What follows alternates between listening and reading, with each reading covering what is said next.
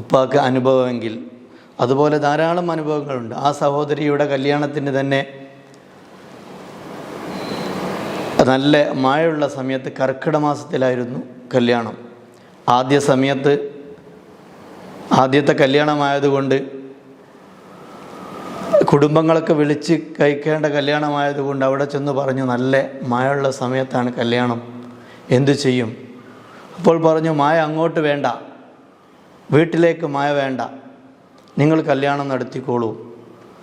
അങ്ങനെ അവിടെ വന്ന് പന്തൽ വരെ ഇടാതെ, എൻ്റെ ഷെയ്ഖുന പറഞ്ഞിട്ടുണ്ട് മഴ വേണ്ട എന്ന്, അതുകൊണ്ട് എനിക്ക് പന്തലിടേണ്ട ആവശ്യമില്ല എന്ന് പറഞ്ഞ് അന്ന് ഉപ്പ അത് പറഞ്ഞപ്പോൾ പലരും ഉപ്പായെ എതിർത്തിട്ടുണ്ട്.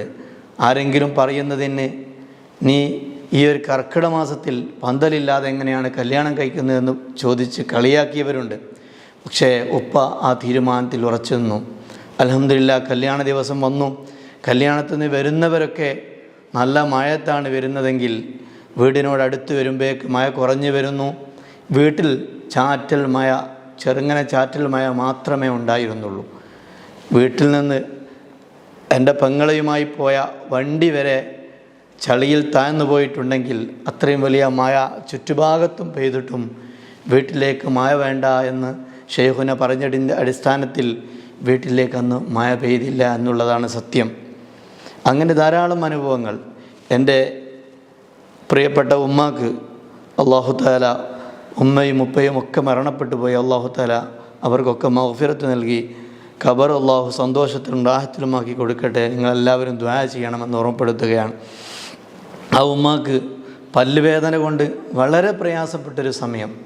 ഷെയ്ഖുന ആ സമയത്ത് വീടിൻ്റെ അരികത്തോടെ വരികയും ആ സമയത്ത് ഉപ്പ ഇറങ്ങി വന്ന് ഉമ്മയുടെ പല്ലുവേദന പറഞ്ഞപ്പോൾ ആ പല്ലുവേദന ഇനി വേണ്ട എന്ന് പറയുകയും, ആ സമയം ഉമ്മ പറയുന്നു പല്ലുവേദന നിൽക്കുകയും അതുവരെ എത്രയോ ദിവസങ്ങളായി അനുഭവിച്ച പല്ലുവേദന പിന്നീട് അങ്ങനത്തെ ഒരു പല്ലുവേദന എനിക്ക് ഉണ്ടായിട്ടില്ല എന്ന് ഉമ്മ പറയുന്നതായിട്ട് ഞാൻ കേട്ടിട്ടുണ്ട്. ഉമ്മയുടെ അനുഭവമാണ്. അങ്ങനെ ധാരാളം അനുഭവങ്ങൾ നമുക്ക് ധാരാളം പങ്കുവെക്കാനുണ്ട്. അതിലേക്കൊന്നും ഞാൻ കിടക്കുന്നില്ല. ഈ പ്രദേശം നമുക്കറിയാം, കോട്ടക്കൽ നേരത്തെ ആനക്കണ്ടിയുടെ അനുഭവങ്ങളൊക്കെ പറയുകയുണ്ടായി. ഏറ്റവും കൂടുതൽ അനുഭവങ്ങൾ അനുഭവിച്ച ആനക്കണ്ടി ഹാജിയാർ മരണപ്പെട്ടു പോയി. അല്ലാഹു തആല അദ്ദേഹത്തിൻ്റെ ഖബർ വിശാലമാക്കി കൊടുക്കുമാറാവട്ടെ. ആ ആനക്കണ്ടി ഹാജിയാരുമായി 17 വർഷം ഹാജിയാരെ കൂടെ അനുഭവങ്ങൾ പങ്കിട്ടിട്ടുണ്ട്. ആ സമയത്തൊക്കെ പലതും കേൾക്കാൻ സാധിച്ചിട്ടുണ്ട്. എന്തൊരു വിഷയങ്ങളുണ്ടായാലും ജീവിതകാലത്താവട്ടെ വഫാത്തിൻ്റെ ശേഷമാവട്ടെ എത്ര വലിയ പ്രതിസന്ധികൾ വന്നാലും, ഉദാഹരണത്തിന് സ്ഥാപനപരമായിട്ട് പല വിഷയങ്ങളും വരും. ആ സമയത്തൊക്കെ അവിടെ പോയി ഷെയ്ഖുനായുടെ അടുത്ത് പോയി അവിടെ നിന്ന് ഹയാത്തുള്ള സമയത്തും ഹയാത്തിൻ്റെ ശേഷം മടവൂർ പോയി ആ മഖാമിൽ പോയി നേരിട്ട് വിഷയങ്ങൾ പറയുമ്പോൾ അതൊക്കെ പരിഹരിച്ച സംഭവങ്ങളാണ്.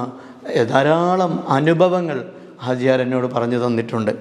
നമുക്കറിയാം, ഇവിടെ തന്നെ കോട്ടക്കൽ പല വിഷയങ്ങളിലും ഇടപെടാറുള്ള സമയത്തൊക്കെ മഹാനായ CM വലിയുള്ളാഹിയുടെ അനുഭവങ്ങൾ, ആ മഹാനവറുകൾക്കൊരു ഫാത്തിഹ ഓതി നമ്മൾ പരിപാടി തുടങ്ങിയാൽ വളരെ റാഹത്തോടു കൂടി എല്ലാ പരിപാടികളും വിജയിച്ച ചരിത്രമേ നമുക്കുണ്ടായിട്ടുള്ളൂ. ഏത് പ്രതികൂല കാലാവസ്ഥയിലും പ്രതിസന്ധിയിലുമൊക്കെ നമുക്ക് ധാരാളം അനുഭവങ്ങളുണ്ട്.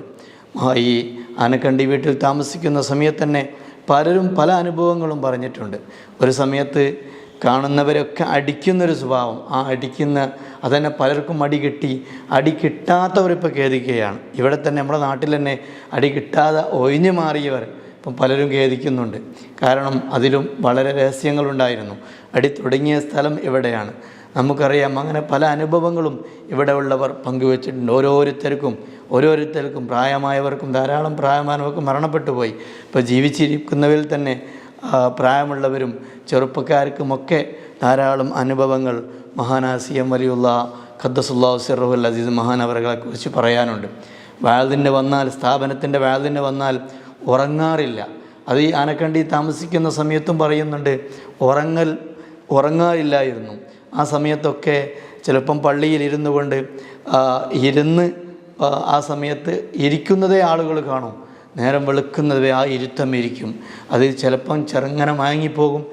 അതല്ലാതെ ഒരു കിടന്നുറങ്ങുന്നൊരു പതിവ് ആ സമയത്തൊന്നും ഉണ്ടായിരുന്നില്ല. ഇബാദത്തിൽ മാത്രം ഒഴുകി പല സമയത്തും നിസ്കാരത്തിൽ മാത്രം ഒഴുകുകയും അങ്ങനെ പല അനുഭവങ്ങളും പറയാൻ ഈ നാട്ടുകാർക്കുണ്ട്. സ്ഥാപനത്തിൻ്റെ വളർച്ചയിലും ഉയർച്ചയിലുമൊക്കെ വളരെയധികം മഹാനവറുകളുടെ എല്ലാവിധ ആത്മീയമായ നിർദ്ദേശങ്ങളും അല്ലെങ്കിൽ ആത്മീയമായ ധൈര്യവും നമുക്ക് തന്ന ഒരു വ്യക്തിത്വമാണ് മഹാനായ CM വലിയുള്ളാഹി ഖദ്ദസല്ലാഹു സിർറഹുൽ അസീസ്.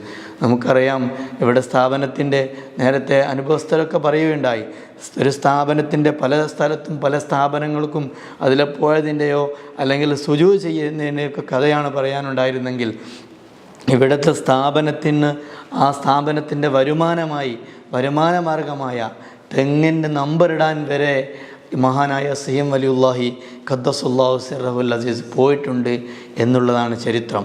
ഇവിടുത്തെ സ്ഥാപനത്തിൻ്റെ ഓരോ വളർച്ചയിലും ഉയർച്ചയിലും ഒക്കെ ആ മഹാനായ CM വലിയുള്ളാഹിയുടെ പങ്കുണ്ട്. ഇപ്പോഴും അങ്ങനെ തന്നെയാണ്.